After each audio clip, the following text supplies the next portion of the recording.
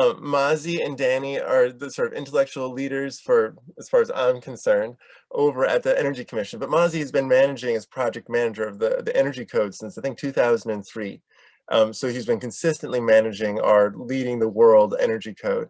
Danny Tan came in almost a decade ago, I believe, and is a mechanical plumbing engineer and has been focused on the innovative work we're doing and bringing heat pump water heaters into the software as well as into the building market generally. And so tons of movement forward in making our code electrification friendly and supportive. And I'm so excited to see what you guys got to say about what's going on in this next code. Can you see my screen now, or? We can, yep. And it's not in Okay. presentation mode yet, so we can see your Yeah. slides on the side. But I'll mute myself. Take it away. Thanks, guys. Okay, so good afternoon, everyone. I'm Mazi Shirakh. I'm the Energy Commission's Building Decarbonization lead, and with me is Danny Tam.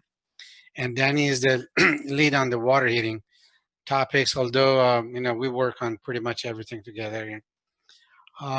So this slide deck has two parts. One of them is about what we're going to do in 2019 to promote electrification using heat pump water heating.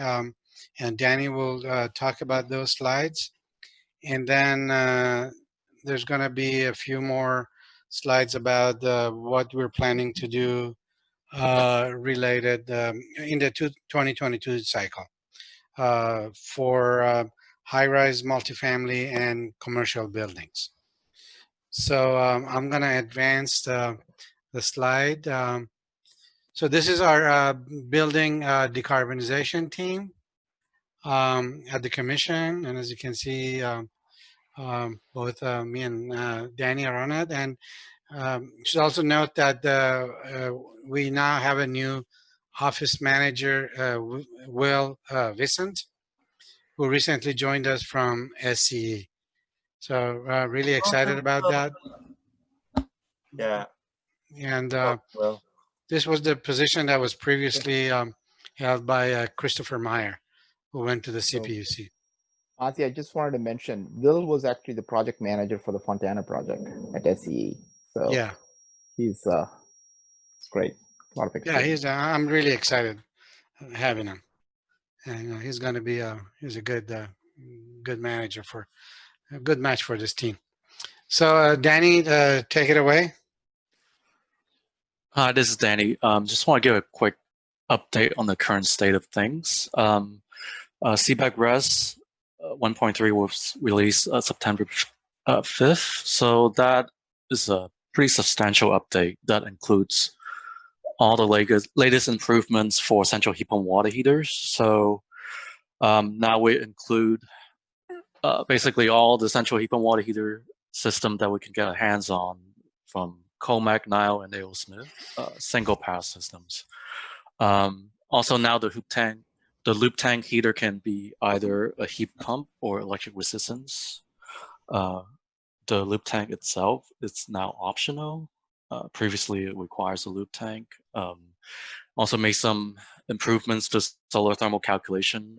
We embedded the calculator back in 1.3. We got some feedback and we made some improvements. We also added support for OG300 system back to the software. And finally, we added this solar thermal flexibility credit, which allows project to use PV to offset the solar thermal requirement that's currently in the standard design. Next slide, please. Looking into the future, we plan to add capability for multi-pass systems, and any manufacturer that decide to submit data to us will add them to the software as they become available. And PG&E is doing the lab testing for central heat pump water heating system. So as their test data is available, we will do some fine-tuning refinement to the current software. Next slide. So on the HVAC side, this has been one of the hot topics. So for high-rise res, hotel, motel, The standard design will change from 4-pipe fan coil to single zone AC. That's planned to happen for CBACOM 2.0. We don't have a firm date yet, but currently is planned sometime in the fall, winter. Next slide. Okay, looking into 2022 for water heating. We plan to add a prescriptive option for central heat pump water heating systems. We know most project uses performance, but we want to put it in the books as a prescriptive option. We also added, well, it's not adopted yet, so we're proposing to add prescriptive requirement for pipe installation verification. And we also plan to add compliance credit if the project meets the plumbing code appendix M pipe sizings requirement, which the pipe's a little smaller than the current requirement. Next slide. I think that's it for me. Yeah, so thank you, Danny. And so for building electrification and PV storage, we're going to have 2 workshops because we think that's twice the fun on these topics. One is coming up on October 6th, 2020, and one on November 17th, 2020. So we'll be presenting on October 6th sort of the high-level overview of the proposals for building electrification and PV and perhaps battery storage requirement for high-rise multifamily and some non-residential buildings. For the October 6th workshop, we're only going to be talking about TDV baselines and not the source energy baselines. We will not be presenting any draft language on October 6th. It's just concept and for building electrification and some of the analytical research that we've done. So we'll be presenting those. And we're going to be seeking public input on these concepts so we can incorporate them. For the November 17th, that's when we're going to actually roll out the full-blown draft language and with all the analysis for these buildings.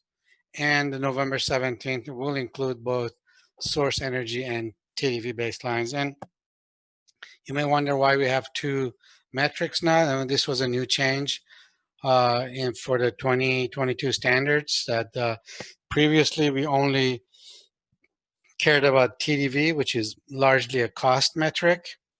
But now in an effort to decarbonize buildings, we've also introduced source energy, which will basically regulate how much emissions can be from a certain building.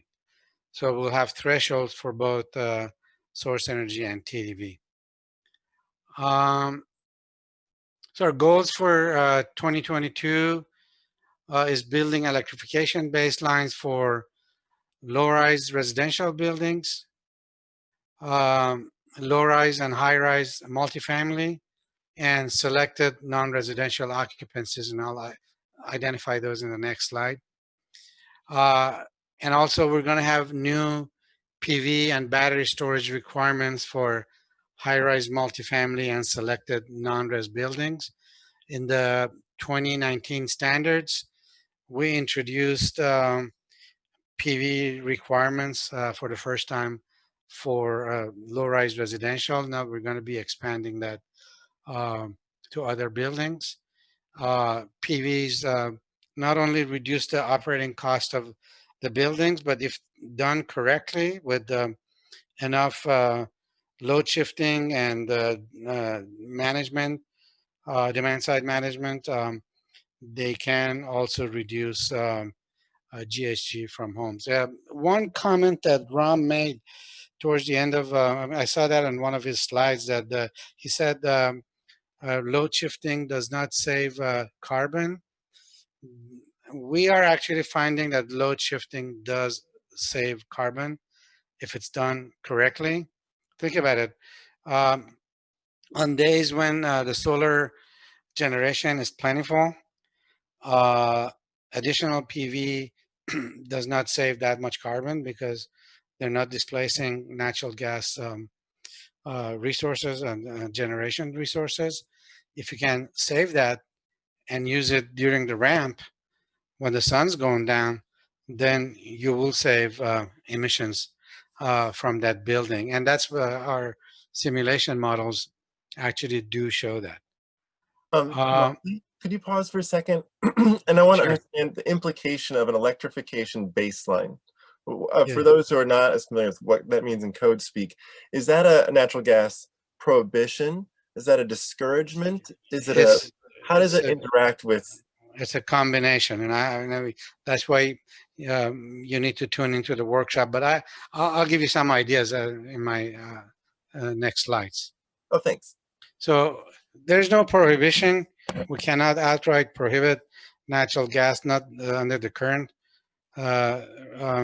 regime, but we can do things that will strongly encourage building electrification. So these are the occupancies that we're considering for electrification and PV requirements: low-rise multifamily and high-rise multifamily, office buildings, and actually office buildings have three different segments: small, medium, and large. Retail and wholesale, that also has small, medium, and large. Educational facilities, refrigerated warehouses, hotel, motel, and restaurants. Now you see question marks next to items 5, 6, and 7. It's because we may or may not be able to actually get to those this cycle. We have our hands full with the first 4. But we have to make a judgment in the next few weeks whether we can actually do the legwork for 5, 6, and 7. This electrification for non-res offices, retail, and educational facilities, it's a huge challenge. Much more complicated buildings. Some of them are not well suited for electrification using heat pump technology. Some are. So as a first step, we may have a subset of these buildings covered, but I think that would actually be a good progress if we can get to multifamily, office, and retail. So the electrification baselines will use the heat pump technology for space and water heating. Again, in high-rise multifamily and some non-residential occupancies. Will establish appropriate source energy and TDV baselines and thresholds that the buildings must comply with. And the third bullet is key. It must be feasible and cost effective. Ram, towards the end of his presentation, mentioned supply chain requirements. That is a real issue that we're actually have to deal with. That we cannot ramp this up dramatically to a point that there may not be enough heat pump water heaters. And he mentioned the cost issues associated with this, that you can buy these in other states cheaper than here because of the supply chain issue. So that is something that we need to be very mindful of. PV requirements and PV and battery storage requirements, possibly for multifamily and select non-res occupancies, considering NEM 2 and alternative NEM tariffs, where hourly exports may be compensated at avoided cost. And there's actually a number of other alternatives. And the staff and our consultants, E3, we're looking at all these scenarios. We are going to be emphasizing maximizing self-utilization of the PV generation and minimizing exports by right-sizing the PV system to avoid large exports, and more importantly, coupling these with the battery storage, EV charging, and other load shifting strategies to maximize self-utilization. EV charging actually is a pretty good match for non-res buildings because that's where most people are during the day. Sun's shining and PV is generating. We have found that if you put a full NEM compliant PV system on a commercial building, you'll be exporting about 40% of those electrons back to the grid. And so through these strategies, we really try to minimize that. And again, that will help reduce carbon emissions from that building. And we're also thinking about possible credit for standalone battery storage systems that are not coupled with PV systems. So, you know, that is that also has benefits both from cost standpoint and CO2 generation. For low-rise, this is single-family homes and multifamilies, 3 stories and lower. We have a 2-part proposal. For part 6, which is the the good old mandatory part of the Title 24, we're thinking about creating a strong incentive, a credit for builders to switch to both heat pump water heater and heat pump space heater. So the current proposal, and again, these are draft proposals. They will probably change because we have to go through these workshops and public process. We'll be offering a 2 EDR credit, which is a very significant credit. If the builder installs a tier 3 heat pump water heater and a space heat pump. And on top of that, the builder can get additional credit for installing a T4 heat pump water heater and a demand responsive heat pump water heater. So the total credit could be actually in excess of 3.6 EDR credit, which is a very large credit. So, you know, we've talked to the builders and the reps, and they seem to think, you know, that is a good enough credit that many builders will bite. However, we're very concerned that these large credits could actually be used to trade away building envelope insulation features, which is exactly what we don't want. I mean, think about this summer. I was sitting here in my office here. It was 110 outside with smoke and everything, and just horrible conditions. And why would we want to trade away building insulation for any equipment? So what we want is actually both heat pump technology and a decent building envelope. So how do you reconcile the two? Well, we recognize that we need a transition to basically bring this heat pump technologies into residential through incentives. So what we came up with was to actually introduce for the first time mandatory requirements for roof deck insulation and walls if the builder chooses these credits. So they can install a heat pump water heater and they can go to a T4 and get demand responsive, but they must at the very least install an R13 below deck roof deck insulation. And they must put a wall that has at most a 0.064 U factor. So this is a 2x4 wall with the R15 in the cavity and R4 continuous insulation. So they cannot use that credit to basically go back to, strip the wall of insulation or no attic insulation. And fortunately, the builders and the representatives, they looked at this and they said, yeah, we can live with it. initially there was a lot of resistance to roof deck insulation and high performance walls, but all the data that we have, it indicates that the builders are becoming more and more comfortable with those concepts, and we didn't want to throw a monkey wrench into this market, and we want to retain these features as much as possible. For part 11 or CalGreen, similar approach. We will include heat pump water heater and more efficient windows. This could be triple pane windows, or it could be the best double pane window that's out there, and those will be in the standard design.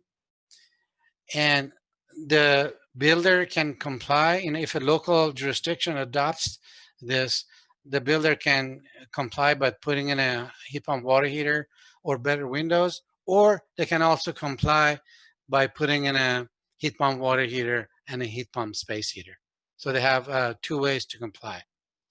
The same R13 roof deck insulation, mandatory requirement, and wall U factor also will apply to this choice. And again, we think the builders will be good with this. They kind of see the writing on the wall. And you guys haven't yet succeeded in calling cars low to the building, because Tomcat was pointing out that excess PV could be soaked up by vehicles. But do you have anything in this code that's going to talk about vehicles? So actually, I did earlier. One of these slides I had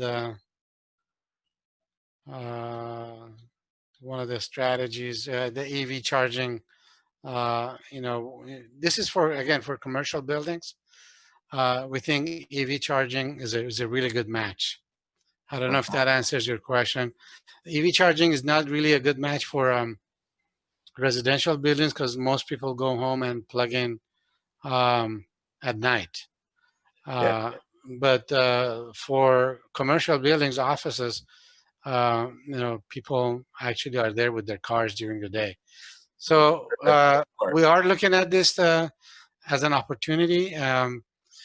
The governor just signed an executive order yesterday that requires only electric cars be sold past 2035. So, we're going to do everything we can to encourage EV charging stations everywhere. And so this is one place where we're going to be doing this. And by the way, I think the governor was spot on. I don't know if you guys heard that Tesla has announced that they're going to make a EV in 2 to 3 years with a price point of $25,000, because the battery costs are coming down so much. So I think we're ready, getting ready for that shift.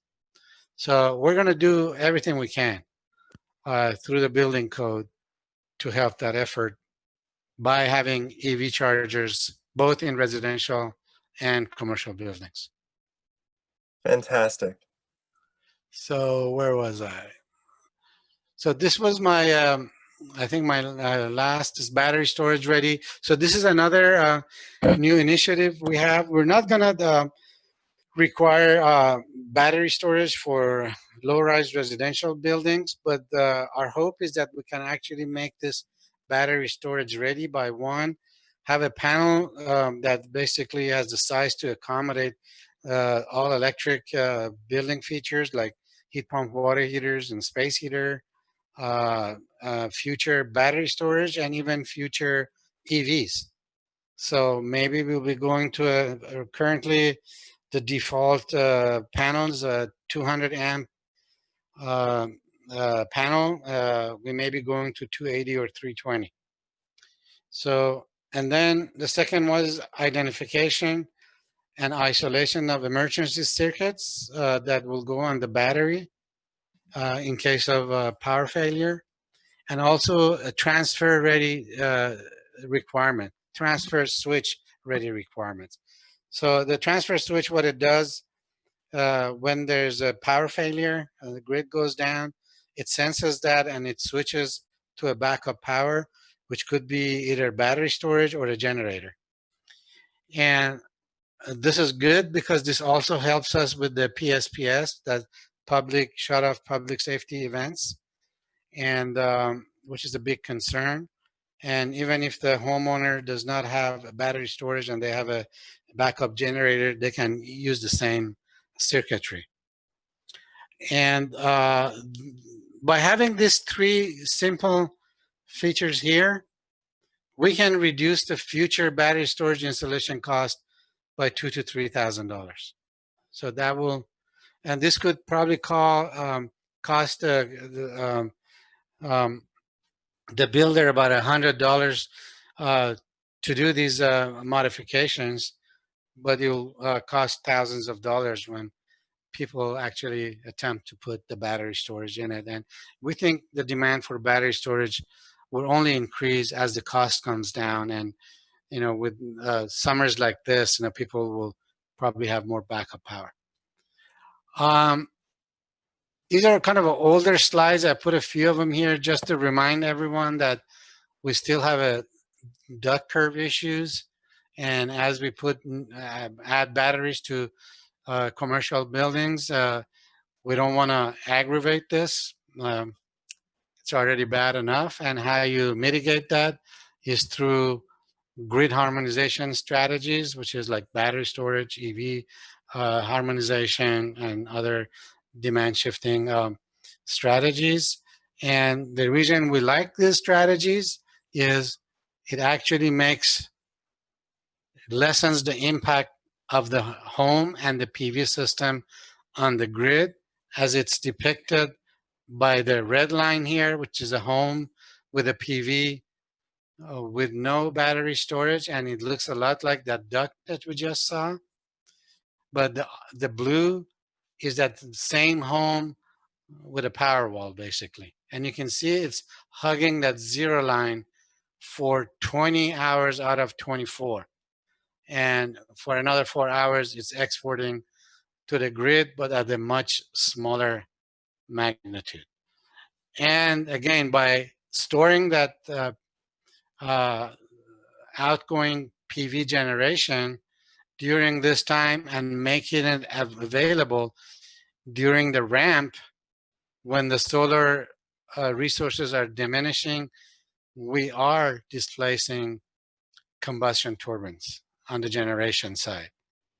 The sun is pretty much gone by about 5 o'clock, even in summertime, because it's too low in the horizon. But you know, the batteries can carry that, and there's definitely CO2 reduction. And this is a picture of Avenue of Giants that I took myself a while back when I was on a bicycle tour. I love that picture. So that's it, and we'll be happy to answer any questions. Thank you, Mazi. Fantastic. Thank you, Danny. Woo! Huge progress there. Huge. Thank you. Over in the comments section there, I think you could debate with Tom Cabot about the 30 amp panel. He doesn't think that's wise or warranted. And he's a professional on that topic. KM, Danny, I was hoping you could type in some in the comments about what the OG-300 is. Could you expand on that a little bit for us? And oh, and Mazi, I just sent you an updated duct curve that my staff made, because you keep using that one from 2013 data. Yeah. Okay. So okay, I appreciate that. Yeah. All right. Thank you. To, I think 2018 is what we were able to get. Okay. It'll be actually good to see the contrast. Yes, it's not that different, but you know, it's anyway. And I'm just looking through the comments here. People are pretty psyched about the EV charging. In your code work, can I ask, there's a reference here from Suzanne Emerson about the CalGreen code. You guys don't have the ability, or do you, to regulate the dryer and the stove? We do. Oh. Well,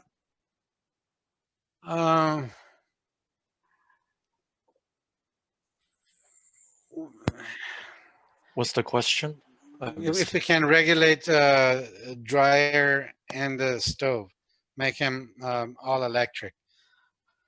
Is that HCD that we're supposed to be, you know, approaching, or is this Energy Commissions that we'll be making comments coming up about? Yeah. So stove, I know, Mhm. is a big, Yeah. big deal. Yeah. When it comes to IAQ, we actually have a workshop on this on the 30th of September. Uh-huh. And I don't know if we have the power to outright ban stoves, but what we're doing is basically trying to address the impact of both gas and electric stoves, their IAQ implications by having more effective uh, exhaust system. And so I know that's a big topic, and um, one of the issues is that about half of the pollutants are from the act of cooking itself, and the other half is probably related to combusting natural gas in an indoor environment and the addition of NOx. So one thing we may end up doing is requiring a larger, with a bigger CFM and more effective pollutant removal for natural gas cooktops, and a system that's not so elaborate for an electric cooked up system. So that's one of the debates that we're having. So our authorities probably in along those lines. I really don't know if we can have a outright ban on natural gas stoves. The other thing we can do is, and I just talked about the two metrics that we have, the source energy and TDV, Yes. and both of them actually favor electric appliances, especially if the dryer is a heat pump and the cooktop is a induction. And so there are incentives both on the TDV and source energy side for the builders to switch to those appliances. That's Danny, do fantastic. you have anything to add? Oh, I was gonna say banning gas stovetop. We gotta get more efficient, more resistance than anything we talked about today combined. People really want a gas stovetop. In fact, I just saw something that Palo Alto just had some. They had to change their rules to allow gas cooktop or something. Mm-hmm. Well, every city, there's 35 cities now that have just passed their electrification ordinances. So you could pick any one of the cities and see how they've had to make compromises with the locals, probably with the exception of Berkeley being really clear on the thinking. Mazi, Nehemiah wants to know if EV charging will be credited in the software. And I guess you're doing it in new requirements in commercial, but does it get credited in the software, res and non-res? No, Okay. because gasoline that you save in a car, we cannot count that towards our energy savings. I mean, our statute basically Right. allows us to deal with the energy associated with the building. But what we can do is make the homes EV charger ready. So, all the conduits and everything is there. Mm-hmm. When I put in my EV charger as a retrofit, I paid $450 for the charger, but I had to pay somebody $600 for the sub panel and the wiring. So same thing we can do. We're doing related to battery storage. We can make homes EV charger ready. So, So when you're so ready, that has already happened. That's required yeah, part of the CalGreen code. yeah, that's in part of CalGreen. So I was answering Nehemiah's Yeah. question that we cannot give it a credit, but we can have the infrastructure ready. So when people want to put in the charger, it'll be a much easier task. Well, thank you both.